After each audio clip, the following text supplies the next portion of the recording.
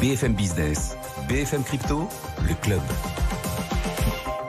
Alors que le Bitcoin a donc franchi la barre des 30 000 $ hier pour la première fois depuis juin 2022. On est toujours aujourd'hui au-dessus des 30 000 $ actuellement. Bitcoin, même s'il recule un peu, il préserve cette barre des 30 000. On est actuellement à 30 124. L'Ether de son côté a un peu plus de 1900 $, 1919 $. Il vient de nous rejoindre, Valentin Demey, journaliste pour Cryptost, est avec nous.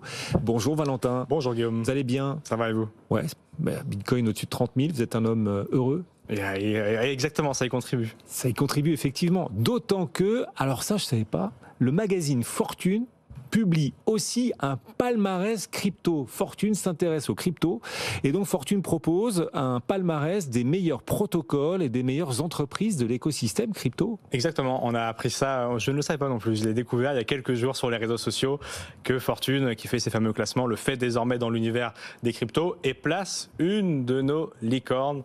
D'ailleurs, vous les receviez il y a quelques heures, quelques jours, Ledger. Ils viennent souvent sur l'antenne de BFM. Exactement, je vois souvent Pascal Gauthier, son CEO, parler sur l'antenne de BFM Business. Ledger, qui est donc cette solution licorne française, donc start-up valorisée à plus d'1 milliard de dollars, qui permet de sécuriser ses clés, sur des clés, ses crypto-monnaies pour reprendre, et on en parlait un petit peu hier justement, sur les dérives qu'avait eu FTX, qui ne sécurisaient pas à travers Ledger et ses solutions, ces crypto-monnaies. C'est pour justement reprendre le pouvoir sur ces crypto-monnaies, sécuriser ses bitcoins, sécuriser ses ethers, et ne pas les laisser sur des plateformes centralisées qui peuvent faire faillite. Et Ledger, du coup, se hisse en première place de ce classement sur la catégorie qu'il aurait du coup consacrée, c'est-à-dire infrastructure et mining, première avec d'autres... Première d'un classement mondial. Première d'un classement mondial, effectivement, de Fortune, avec d'autres protocoles qu'on connaît peut-être un peu moins. On connaît quand même MoonPay qui est en 5e place et Bitmain qui est du coup plus dans le mining, puisque c'est la catégorie infrastructure et mining. Donc première de cette catégorie, c'est assez fort. Il y en a d'autres après sur les autres catégories que vous avez également reçues sur le plateau. AAV se classe en 4e position de la catégorie finance décentralisée DeFi. C'est Uniswap le premier dont on parle aussi beaucoup sur ce plateau. Et sur les autres catégories, évidemment, et ça a fait un peu débat, sur les protocoles et les blockchains, Ethereum arrive devant Bitcoin. Non. Et si, donc vous pourrez sortir un Bitcoin maximaliste la prochaine fois. C'est terrible pour toute la communauté Bitcoin là. Ouais, effectivement, c'est un classement peut-être un peu subjectif ou pas justement. Ça, je laisserai chacun choisir. Mais c'est Ethereum Fondation qui arrive devant Bitcoin. Pourquoi? On a une explication. Oui, il se justifie en disant que la programmabilité de Ethereum est plus forte que la puissance qu'a eu Bitcoin et le fait que ça soit la première blockchain et que ça soit la plus résiliente. Oui. Même si c'est Bitcoin qui a impulsé, la programmabilité d'Ethereum, les smart contracts lui donnent plus de possibilités. Bitcoin, c'est pour les boomers, les Sébastien Gouspillou, voilà, c'est ça. Pour résumer. Je vous laisserai mettre. On plaisante. On charrie. Effectivement, c'est ces deux communautés qui s'affrontent. Et ces deux communautés aujourd'hui ont été tranchées par ce classement qui en est un, qui est intéressant. Mais en tout cas, ce qui met tout le monde d'accord, c'est que Ledger est première de sa catégorie. Bon, c'est très intéressant. Donc Fortune s'intéresse aux cryptos, peut-être bientôt un classement mondial, Fortune, des meilleurs médias cryptos.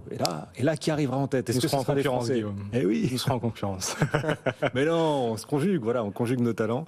Et on est ravis de vous retrouver d'ailleurs très régulièrement, Valentin, avec vos équipes chez Cryptost. Et un pas de plus par ailleurs d'un pays dans cet écosystème, mais par le flanc NFT de l'écosystème du Web3, c'est le Salvador. Oui, encore le Salvador, vous allez me dire. Mais enfin, le Salvador fait un pas de plus. Bitfinex, on dit comme ça? Exactement. C'est bon. Bitfinex Securities devient la première entreprise blockchain à obtenir au Salvador sa licence. Bitfinex, exactement, est connu notamment pour en partie émettre le Tether, l'USDT, dont on parle beaucoup sur ce plateau. C'est une plateforme d'échange qui est assez connue dans l'écosystème crypto, qui n'est pas forcément la plus connue ou la plus utilisée, mais qui a quand même une solide base de clients, qui donc est la première entreprise à obtenir une licence au Salvador. Salvador qui a Bitcoin comme monnaie légale depuis un peu plus d'1 an et demi désormais.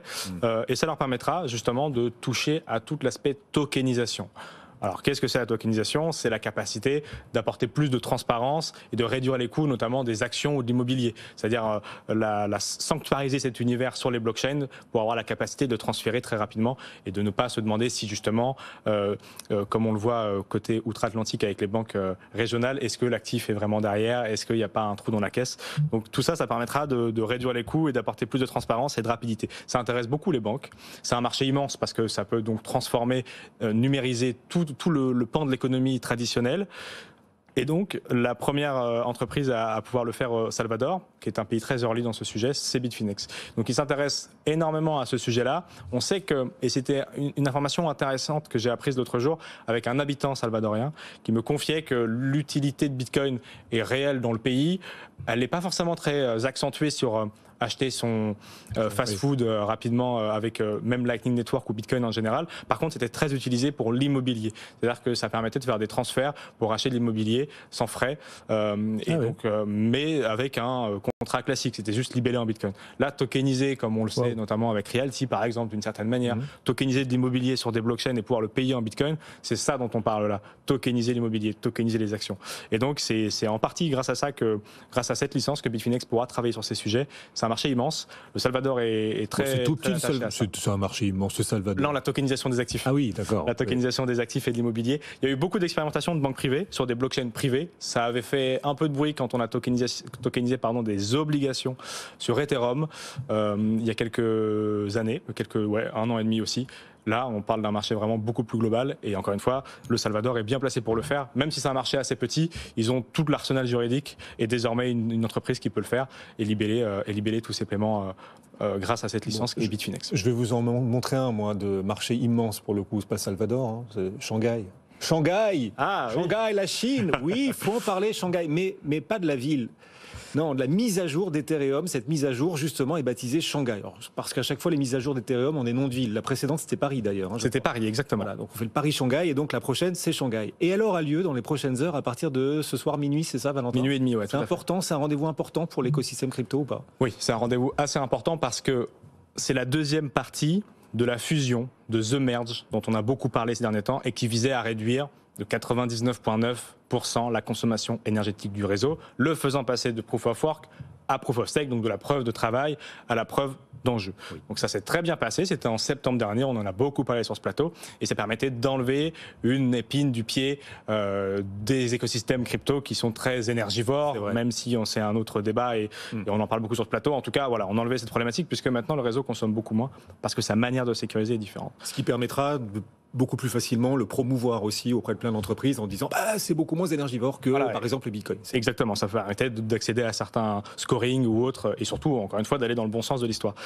Mais pour ça, comment ça fonctionnait ? Il fallait staker, comme on dit dans l'écosystème, c'est-à-dire bloquer des Ethers, 32 Ethers par validateur, pour donc pouvoir sécuriser les blockchains. On n'est plus sur des mineurs qui font travailler des ordinateurs pour valider aléatoirement des choses, on est sur des gens qui bloquent 32 Ethers dans un coin et qui, sur un serveur, du coup, valident de manière différente les blocs. Mais ces 32 Ethers, lorsque vous les positionnez jusqu'à ce soir, minuit et demi, ils étaient bloqués et impossible pour vous de les retirer, impossible pour vous de retirer non plus les rewards que vous alliez gagner parce que ça fait un petit rendement de 4 à 5%, cette activité de sécuriser la blockchain Ethereum.